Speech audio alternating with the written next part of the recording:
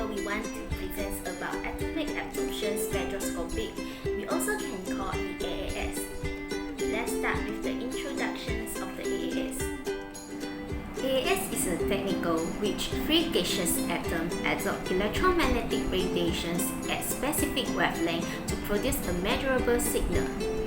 It is used to detect and measure the concentrations of metal in a samples. It can detect the concentrations of the metal at very low concentrations with high accuracy.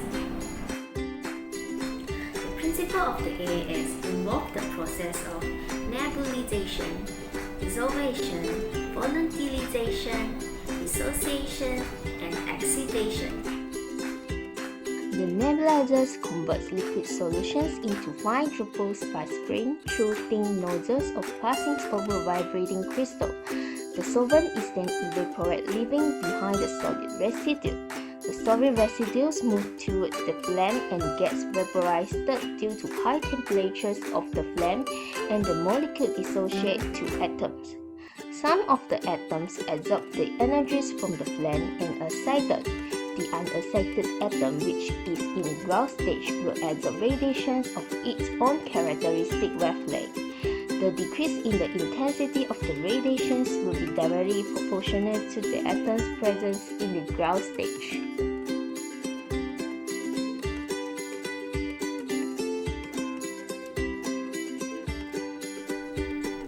The main components in AAS are cathode lamp, chopper, atomizer, and monochromatometer. The first component of AAS is hollow cathode lamp.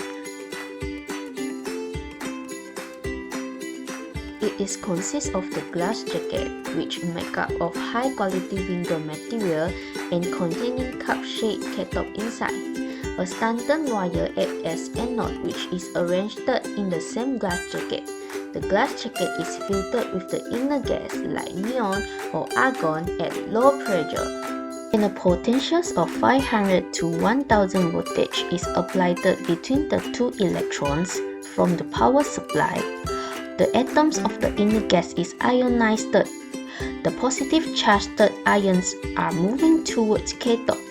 These fast-moving ions remove the atoms from the surface of cathode.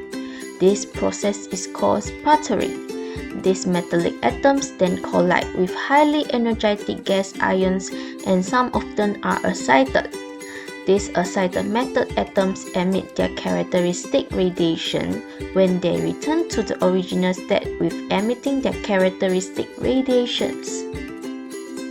The second component of AAS is chopper. In order to eliminate the unwanted emissions from the flame, the light source is modulated by a chopper, which is a rotating wheel placed between the flame and the hollow cathode lamp. The chopper breaks the steady light into pulsating light, which is used to measure the intensity of light absorbed by the elements without interference by radiations from the flame itself. Chopper will rotate at high constant speed. When the mirror quarter in front of the lamp, it reflects the radiation. The second moment which the opens in front of the lamp, the radiation passes to the sample being absorbed by it and reach the detector in pulses. An atomizer consists of a nebulizer, flow spoiler, and burner. The oxygen and fuel gas flow into the nebulizer and create low pressure, which pull the solution containing analyte into the nebulizer chamber. In front of the nebulizer, there is a flow spoiler used to select aerosol droplet. The small one will pass through the spoiler and reach the burner. The bigger and heavier one will fall back to the nebulizer and burn out. The gas escape through the slit of the burner and are incinerated by forming a fire. The length of the slit is the optical path and also the size of the sample cell, which is phloem. When a solution of a metal ion is placed in the phloem turns a color that is characteristic of the metal ion. For example, a sodium solution gives a yellow atomic emission phenomenon. The burner is where the atomization of sample and adsorption of wavelength happen. The analyte ion in the solution will undergo dissolution, volatilization, and dissociation to form atom, which absorb a specific wavelength radiation to become excited or ion. A monochromator select and isolate the appropriate wavelength. It is a hermetical closed box with entrance and exit slit, mirror to focus the radiation, and a dispersing element that can be a prism or a diffraction grating or a combination of both.